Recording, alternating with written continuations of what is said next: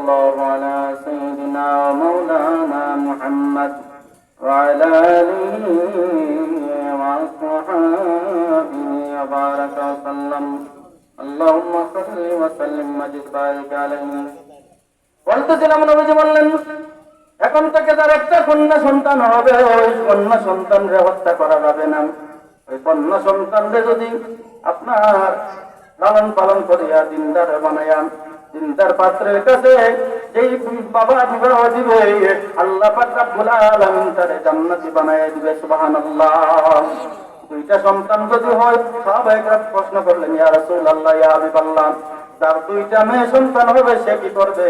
সেও ওই রকম ভাবে মেয়ের লালন পালন করিয়া মেয়েদের শিক্ষিত বানাইয়া ইসলামী শিক্ষা শিক্ষিত করিয়া দিনদার পাত্রের কাছে যদি বিবাহ দেয়, তাইলে ওই কন্যা সন্তানের লালন পালনের কারণে আল্লাহ পাক রব্বুল আলামিন ওই বাবারে জান্নাতি বানাইয়া দিবে। সুবহানাল্লাহ। এবার বলা হলো, তিনটা সন্তান যদি হয়, তিনটা সন্তান হলেও সেই একই হুকুম হয়ে যাবে। সুবহানাল্লাহ।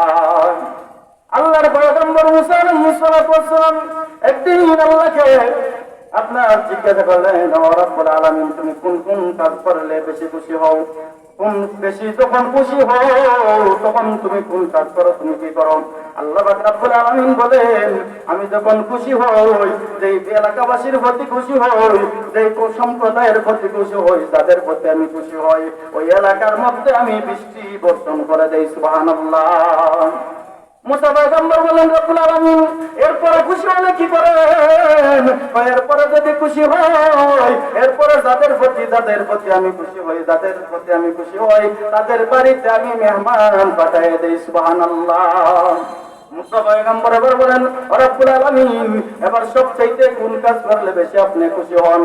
সবচাইতে খুশি আপনি কখন হন?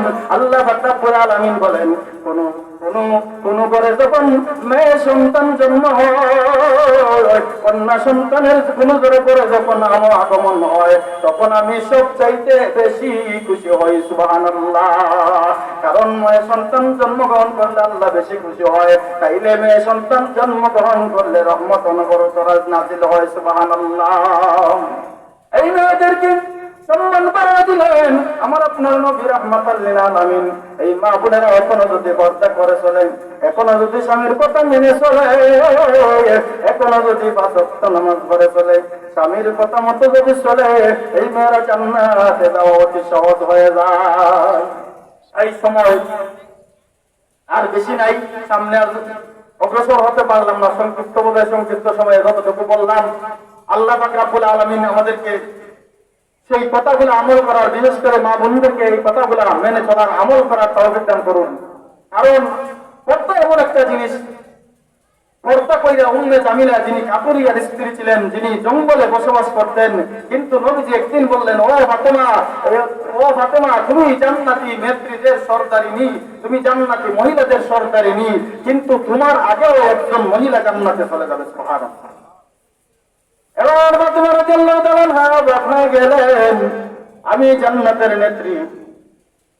নেতার একটা পরিচয় আছে, নেত্রীর একটা পরিচয় আছে। নেতা নেত্রী যেই জায়গায় যায় সে সবার আগে অবস্থান করে, সবার আগে থাকে। আমি যদি নেত্রী হই, আমি তো আগে ঢুকার কথা। তাইলে উম্মে জামিলা কাপুরিয়ার স্ত্রী জঙ্গলে বসবাস করে, সে কিভাবে আমার আগে জান্নাতে চলে যাবে? সুবহানাল্লাহ।